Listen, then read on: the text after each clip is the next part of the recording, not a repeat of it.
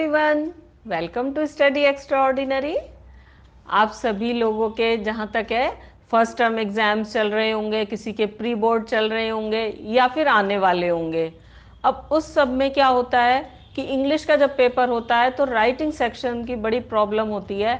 जो section B होता है इंग्लिश के एग्जाम में क्लास 6 to 12, उसमें राइटिंग सेक्शन होता है जिसमें कि बहुत सारी चीज़ें, article writing, diary writing, letter writing, ये सारी चीज़ें जो हैं आती हैं करने के लिए। तो बड़ी प्रॉब्लम आती है कि इतने सारे मार्क्स के ये क्वेश्चंस होते हैं और हम इनको कैसे अटेम्प्ट करें जो कि हमारे मार्क्स इसमें बहुत अच्छे आएँ। तो आज हम आपकी प्रॉब्लम को सॉल्व करने के लिए लेके आए हैं आर्टिकल राइटिंग। आर्टिकल राइटिंग बहुत ही इम्पॉर्टेंट रोल प्ले करता है राइटिंग सेक्शन में। ये 5 to 10 मार्क्स का होता है और एक बच्चे के लिए 5 to 10 मार्क्स की बहुत इम्पोर्टेंस होती है। एक अपने ग्रेड को मेंटेन करने के लिए बहुत ज़रूरी होता है। तो इसको हम आर्टिकल राइटिंग को हम कैसे करें, ये आज हम आपको बताते हैं, जो क्लास 6 से लेके क्लास 12 तक के बच्चों के लिए, सबके लिए इम्पॉर्टेंट होगा और सबके लिए हेल्पफुल होगा। तो आज हम देखते हैं आर्टिकल राइटिंग के लिए। सबसे पहले हम देखेंगे कि आर्टिकल राइटिंग के जो फॉर्मेट होता है उसके अकॉर्डिंग मार्किंग स्कीम क्या होती है एग्जाम में। तो इसमें यह है फॉर्मेट, जो है सीबीएसई बोर्ड का होता है उसके अकॉर्डिंग मार्किंग स्कीम होती है फॉर्मेट। फॉर्मेट में पहले हेडिंग एंड राइटर्स नेम आता है, तो उसमें 1 मार्क के लिए होता है वो फॉर्मेट का। और फिर आती है बॉडी कंटेंट। तो कंटेंट तो बहुत ही इंपॉर्टेंट चीज़ है, तो इसलिए उसके लिए 4 मार्क्स होते हैं। और उसके बाद में आपका ये चीज़ देखी जाती है कि ग्रामेटिकल आपने जो लिखा है वो करेक्ट है या नहीं है, और आपका एक्सप्रेशन पॉइंट के अकॉर्डिंग है, रेलेवेंट वर्ड्स एंड स्पेलिंग्स आपने यूज़ किए हैं। उन सब के लिए आप 2.5 मार्क्स के लिए तैयार रहें कि उसके लिए 2.5 मार्क्स होते हैं। और फिर कंसिस्टेंसी, आप लगातार सेम जो आपने टॉपिक लिया है उसी टॉपिक के बारे में लिख रहे हैं। ये नहीं कि आप टॉपिक से इधर उधर हटके कुछ और लिखने लगें, कि वर्ड लिमिट तो आप पूरी कर दें लेकिन जो टॉपिक है उसको आपने क्लियर किया ही नहीं। तो इसलिए consistency and significance of ideas and style, और आपके स्टाइल और आइडियाज़ के तो पॉइंट्स होंगे ही, मार्क्स होंगे ही। तो वो 2.5 मार्क्स का होता है। तो इस तरीके से 10 मार्क्स टोटल होते हैं इसके। और ये 10 मार्क्स आपको मेहनत करके और इसको फॉलो करके बिल्कुल मिलेंगे। आप इसको आगे तक देखते रहिए तो आपको बिल्कुल ये 10 मार्क्स जरूर मिलेंगे। आर्टिकल राइटिंग का फॉर्मेट है क्लास 6 to 12 तक के स्टूडेंट्स के लिए। ये फॉर्मेट तो ऐसा है कि सभी क्लासेस में सेम चलेगा, लेकिन वर्ड लिमिट जो आपके क्वेश्चन पेपर में दी हुई हो आपको उसके अकॉर्डिंग रखनी है वर्ड लिमिट। और ये ध्यान रखना है कि आपको उस वर्ड लिमिट में ही कंप्लीट कर देना है। ऐसा नहीं है कि आप सोचें कि हम ज़्यादा लिख देंगे तो हमें ज़्यादा मार्क्स मिल जाएंगे, उसमें मार्क्स नहीं मिलेंगे। और ये क्लास 6 to 8 कम हो सकती है वर्ड लिमिट, और 9th से आपकी वर्ड लिमिट बढ़ सकती है। तो पार्ट 1, जैसे हमने पहले भी आपको मार्क्स डिस्ट्रीब्यूशन में बताया था कि हेडिंग होता है। हेडिंग जो है आपके, वैसे तो क्वेश्चन पेपर में जो क्वेश्चन दिया होगा उसके अकॉर्डिंग आपको हेडिंग लिखना होता है, वही आपका हेडिंग हो जाता है ज़्यादातर। लेकिन अगर वो बहुत बड़ा है तो आप उसको शॉर्ट करके लिख सकते हैं। वो 5 to 6 वर्ड्स का होना चाहिए, ज़्यादा लंबा नहीं होना चाहिए। उसमें ज़्यादा पंक्चुएशन मार्क्स भी आपको नहीं लगाने चाहिए, वो ठीक नहीं रहता है हेडिंग को लिखते समय। और ग्रामेटिकल एरर और स्पेलिंग मिस्टेक नहीं होनी चाहिए, नहीं तो जो आपको हेडिंग का 1 मार्क मिल रहा है वो भी नहीं मिलेगा अगर आपने उसमें स्पेलिंग मिस्टेक कर दी या कोई ग्रामेटिकल एरर कर दी। और उसके बाद आपको ये ध्यान रखना है कि जो आपने हेडिंग लिखा है वो बिल्कुल क्लियर होना चाहिए उस क्वेश्चन के अकॉर्डिंग। और ग्रामेटिकल एरर के लिए मैं आपको बार बार बताती हूँ कि जब हमारी बेसिक ग्रामर सीरीज चल रही है उसमें हम ग्रामर ले रहे हैं, बेसिक ग्रामर। अगर आप उसको फॉलो नहीं कर रहे हो तो उसको फॉलो करना शुरू कर दीजिए, उससे आपकी ग्रामेटिकल एरर बच जाएंगी होने से। और स्टाइल वगैरह भी उसमें हम वर्ड ऑफ द डे और ये सब करते हैं, तो उसमें जो वर्ड ऑफ द डे है वो भी आपके स्टाइल को एनहेंस करेगा, क्योंकि उसमें हम बहुत इंपॉर्टेंट और यूजफुल वर्ड्स बताते हैं। तो जो लोग नहीं फॉलो कर रहे हो हमें, वो फॉलो करना शुरू कर दें, जिससे कि बेसिक ग्रामर सीरीज आपकी समझ में आ जाए और ग्रामेटिकल एरर होने से बच जाए। अब इसमें दूसरा पार्ट है बाईलाइन। बाईलाइन में कुछ नहीं होता, वो जो राइटर का नेम होता है लिखने के लिए, आपके क्वेश्चन पेपर में भी राइटर का नेम दिया हुआ हो सकता है और उसी नेम को आपको लिखना होता है। लेकिन अगर उसमें नाम नहीं दिया हुआ तो आप कोई भी नाम लिख सकते हैं, लेकिन अपने पर्सनल डिटेल्स को आप उसमें ओपन नहीं करेंगे। पर्सनल डिटेल्स का आपको बिल्कुल भी उसमें कुछ नहीं देना है। आप नेम कोई भी लिख सकते हैं और अगर क्वेश्चन पेपर में नेम होगा तो आपको वही नेम राइटर्स नेम में लिखना है। और हमारा पार्ट 3 है बॉडी, जो कि मेन कंटेंट होता है हमारा। तो उस कंटेंट के बारे में मैं अभी आपको बहुत अच्छी तरीके से डिटेल में बताती हूँ। अब हम आते हैं बॉडी ऑफ द आर्टिकल पर, जो सबसे ज़्यादा वेटेज इसकी मार्क्स की होती है और ये सबसे इम्पॉर्टेंट पार्ट होता है। तो इसको हमें लिखते समय बहुत ही केयरफुल रहने की ज़रूरत है कि हम इसको कैसे लिखें। ये 3 to 4 पैराग्राफ्स में आप लिख सकते हैं और इसमें बहुत ही सिंपल वर्ड्स में जो पैराग्राफ 1 है वो है इंट्रोडक्शन। जो इंट्रोडक्शन है वो आपको बहुत ही सिंपल और एक्यूरेट वर्ड में ये बताना है कि आप आर्टिकल किसके बारे में लिख रहे हैं। क्योंकि आर्टिकल जो हम लिखते हैं वो या तो किसी मैगजीन में पब्लिश करने के लिए लिखा जाता है, या हम किसी भी उसमें प्रॉब्लम के ऊपर अपने जो वो हैं विचार हैं, थॉट्स हैं, उसको हम दे रहे होते हैं।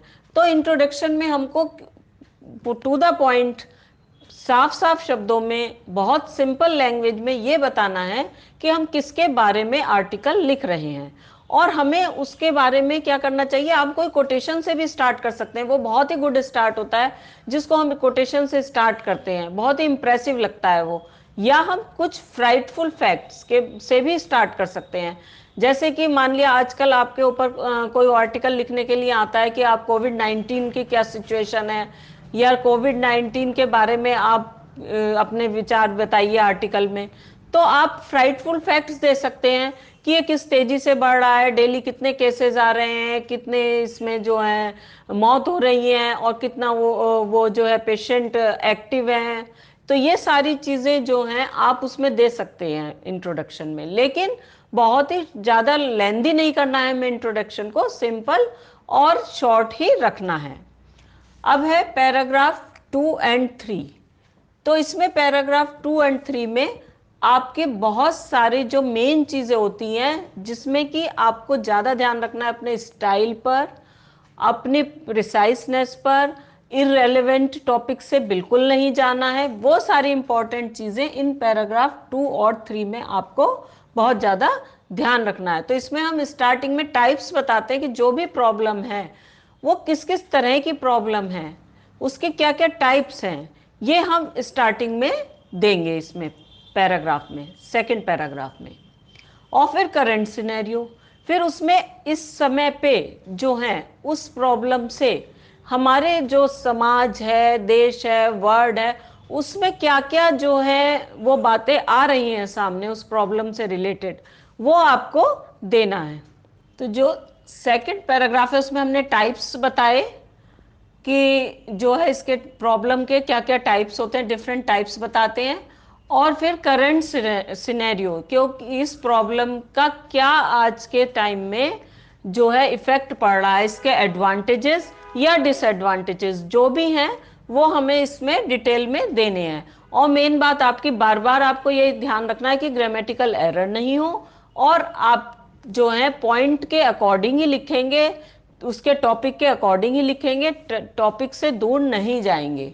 और फिर हमें जो है इसमें ही थर्ड पैराग्राफ में बताना है कॉज एंड इफेक्ट रिलेशनशिप, कि इसके प्रॉब्लम के क्या कॉज हैं, क्या कारण हैं और उसके क्या इफेक्ट्स हैं। तो जो आप इसमें फैक्ट्स एंड डेटा देंगे, उसमें जो आपके स्टाइल के मार्क्स हैं, एक्सप्रेशन के मार्क्स हैं, उसमें आपको कोटेशन और ये डेटा और फैक्ट्स के जो पॉइंट्स हैं वो आपको मार्क्स मिल जाएंगे। और आपको ये बताना है कि जो उसके कारण हैं, उसके जो परिणाम निकल रहे हैं, कॉन्सिक्वेंसेस क्या होंगे उसके प्रॉब्लम के, वो आपको यहाँ पे इस पैराग्राफ 3 में बताना है। अब आपका पैराग्राफ 4 है जो कि जनरली कंक्लूजन होता है, क्योंकि हमें किसी भी आर्टिकल को लिखते समय, आर्टिकल राइटिंग करते समय कंक्लूजन देना बहुत ज़्यादा ज़रूरी होता है, वो कंपलसरी होता है एक तरीके से। अगर आप ओपन एंडेड जो है वो आर्टिकल छोड़ देंगे तो आपके यहाँ पे मार्क्स काफ़ी कम हो जाएंगे जो आपके एंड में आने हैं, क्योंकि आपका फॉर्मेट भी वो पूरा नहीं होगा, आपका स्टाइल भी वो अच्छा नहीं होगा और एक्सप्रेशन भी आपके आइडियाज़ का पूरा नहीं होगा। तो आपको कंक्लूजन देना बहुत ज़्यादा ज़रूरी है। जनरली जैसे हम करते हैं कि इस तरीके से 10 द प्रॉब्लम वाज दिस, उसका पूरा शॉर्ट में हम कर देते हैं, लेकिन बहुत सिंपल लैंग्वेज में हम कंक्लूजन देते हैं कि इस तरीके से इस प्रॉब्लम के होने से ये कॉन्सिक्वेंसेस हो रहे थे और अब हम इसके बारे में क्या कर सकते हैं जिससे कि ये प्रॉब्लम दूर हो, हमें क्या एफर्ट्स करने चाहिए, ये हम कंक्लूजन में देते हैं। तो इस तरीके से हम उसको आर्टिकल राइटिंग को लास्ट पैराग्राफ में कंक्लूड कर देते हैं। और फिर हमें एक बार जरूर चेक कर लेना चाहिए लिखने के बाद में कि हमने पॉइंट के अकॉर्डिंग सारी बातें उसमें लिख दी हैं आर्टिकल में या नहीं लिखी हैं, हमारी वर्ड लिमिट कंप्लीट हो गई है, हमारी कोई ग्रामेटिकल एरर तो नहीं है। इस चीज़ को हमें एक बार पढ़ के जरूर कंप्लीट कर लेना चाहिए। तो अब हम देखते हैं कि फॉर्मेट तो हमने ये समझ लिया कि क्या क्या चीज़ें उसमें होना चाहिए। इंट्रोडक्शन होना चाहिए, फिर राइटर का नेम होना चाहिए, फिर उसकी बॉडी में 3 to 4 पैराग्राफ होने चाहिए। उसको हमने अच्छी तरीके से समझ लिया कि उसमें हमें किस पैराग्राफ में क्या क्या चीज़ देनी है, वो सारी चीज़ हमने समझ ली है। अब हम कुछ टिप्स हैं जो आपको आर्टिकल राइटिंग के फॉर्मेट को देख करते समय ध्यान में रखने हैं कि आर्टिकल राइटिंग जब आप कर रहे हैं तो इन चीज़ों का अगर आप ध्यान रखेंगे तो ये आपके लिए बहुत यूज़फुल होगा और आप अपने जो मार्क्स हैं उनको बढ़ा पाएंगे और अपने ग्रेड को भी बढ़ा पाएंगे। तो हम ये टिप्स हैं उनको देखते हैं। सबसे पहला टिप क्या है, always keep a few journal quotes handy. जैसे हमने आपको अभी पहले उसमें भी बताया था कि जब आप स्टार्ट करते हैं लिखना तो आप किसी कोट से अगर स्टार्ट करेंगे, किसी कोटेशन को पहले देंगे और फिर आप लिखेंगे आर्टिकल को, तो ये बहुत ज़्यादा इम्प्रेसिव जो है वो रहता है और एक अच्छा जो है उसमें आपका आर्टिकल राइटिंग का फॉर्मेट अच्छा लगता है। तो ये पहला हैगा कि आपको कुछ कोट्स हैंडी जो जनरल प्रॉब्लम्स के ऊपर होते हैं वो याद रखने चाहिए। सेकंड है avoid repetition of ideas. Ideas का रिपीटिशन नहीं होना चाहिए, आइडियाज आगे बढ़ने चाहिए कि जैसे हमने पहले इंट्रोडक्शन दिया तो प्रॉब्लम क्या है वो हमने लिखी, फिर हमने उसके बाद में उसके जो है एडवांटेज डिसएडवांटेज लिखे। तो इस तरीके से आइडियाज हमारे आगे बढ़ते रहने चाहिए, फिर हमने उसके कॉन्सिक्वेंसेज लिखे और लास्ट में हमने कंक्लूजन दिया। तो ये नहीं है कि हम एक ही चीज को बढ़ाते चले जाएं कि एडवांटेजेस हमने देने शुरू करे तो हम एडवांटेजेस ही लिखते चले जा रहे हैं, हमारी वर्ड लिमिट पूरी हो गई और हम दूसरे पॉइंट पे ही नहीं आए। नंबर 3 क्या है, feel free to give your personal opinion in 1 or 2 lines. कि हमें अपनी पर्सनल ओपिनियन भी उसमें दे सकते हैं आप कि मैं पर्सनली ये फील करता हूँ इस प्रॉब्लम के बारे में, लेकिन उसको हम बहुत लंबा नहीं करते। अपनी पर्सनल जो फीलिंग्स हैं, पर्सनल ओपिनियन को हम बहुत लंबा नहीं करते, 2 or 3 लाइन्स में केवल हम उसको एक्सप्लेन करेंगे, उसमें देंगे। It is very important that you do not deviate from the topic. अब जो हमारा टॉपिक है आर्टिकल राइटिंग का, उससे हमने हमेशा ये बताया आपको बार बार कि हमें उसी पॉइंट को लेके टू द पॉइंट उस टॉपिक पर ही लिखना है। ये नहीं है कि हमारा टॉपिक है कुछ और हम लिखने लगे कुछ और। जैसे हमारा टॉपिक आता है, मान लिया कि उसके पॉल्यूशन के ऊपर आता है और पॉल्यूशन के ऊपर हमें सारी चीज़ें पॉल्यूशन से रिलेटेड ही देनी है। ये नहीं है कि हम उससे हटके इलेक्ट्रिसिटी के ऊपर आ गए और हमने देने शुरू कर दिए अपने आइडियाज़ इलेक्ट्रिसिटी पे। तो इस तरीके से हमें टॉपिक को ही जो है लिखना है, टॉपिक से अलग हटके डेविएट होके हमें नहीं लिखना। Make small sentences. आप अपने आइडियाज़ को स्मॉल सेंटेंसेस में बनाएंगे तो आपकी मिस्टेक होने के चांसेस बहुत कम रहेंगे। ग्रामेटिकल मिस्टेक्स भी, स्पेलिंग एरर्स भी, जब आप स्मॉल सेंटेंसेस बनाते हैं तो सेंटेंस कंस्ट्रक्शन आपका सही रहता है और आपके आइडियाज़ क्लियर भी जल्दी हो पाते हैं। नंबर 6 है make sure you double check your grammatical accuracy and spellings. तो स्पेलिंग्स और ग्रामेटिकल एरर को आपको पूरा आर्टिकल लिखने के बाद में भी दोबारा पढ़कर जरूर चेक कर लेना है क्योंकि वो जो है आपके एक्सप्रेशन को, आपकी सारी जो मेहनत है उसको खराब कर देगा अगर कहीं ग्रामेटिकल मिस्टेक या स्पेलिंग एरर्स होती हैं तो। फिर है read editorials in newspapers and notice the pattern. आपको ये पहले से ही प्रिपरेशन करनी है थोड़ा सा, क्योंकि आपको पता ही है कि राइटिंग सेक्शन में आर्टिकल राइटिंग आएगा, तो आपको न्यूज़पेपर में एडिटोरियल्स पढ़ते रहने चाहिए और उसके पैटर्न को भी देखना चाहिए कि किस पैटर्न से उन्होंने लिखे हैं, क्योंकि उसमें रिनाउंड वेल नोन राइटर्स जो हैं उनके होते हैं आर्टिकल्स, तो वो आपको न्यू पैटर्न्स के बारे में पता चलता रहेगा उससे। और एक अब बोनस ट्रिक हम आपको बताने के लिए जा रहे हैं जो कि बहुत इंपॉर्टेंट है, और जो आपके कॉपी चेक करने वाले एग्जामिनर होंगे वो उसको देखकर आपको एक बोनस मार्क जरूर दे देंगे, क्योंकि आप इंपॉर्टेंट पॉइंट्स को अंडरलाइन करिएगा, जिससे कि आपके जो आइडियाज़ हैं वो उस पर बहुत कम समय में एग्जामिनर को पता चल जाएं। क्योंकि आपने अगर अपने मेन पॉइंट्स को अंडरलाइन कर दिया है तो वो बहुत एक व्यू में ही कॉपी के वो ये समझ जाएंगे कि इन्होंने अपने पूरा जो है वो एक्सप्रेशन पूरा अच्छी तरीके से इसमें दिया है और इनका स्टाइल क्या है, वो सब चीज़ उनकी समझ में आ जाएगी, जिससे कि आपको पूरे मार्क्स मिल सकते हैं। इन टिप्स का आप स्क्रीनशॉट ले सकते हैं जिससे आपको याद रहें। अब हमने आर्टिकल राइटिंग के बारे में सब चीज़ें समझ ली हैं। अब हम कुछ टॉपिक्स देते हैं जो कि आपके बोर्ड एग्जाम्स के मॉडल पेपर वगैरह से ही लिए हुए हैं, जो ज़्यादातर आते हैं बोर्ड एग्जाम्स में। तो उनको आपको कुछ टॉपिक्स हैं, उनको आपको खुद आर्टिकल उन पे लिख के देखना है कि आप किस तरीके से लिख सकते हैं, और ये आपके एग्जाम्स में यूज़फुल रहेंगे।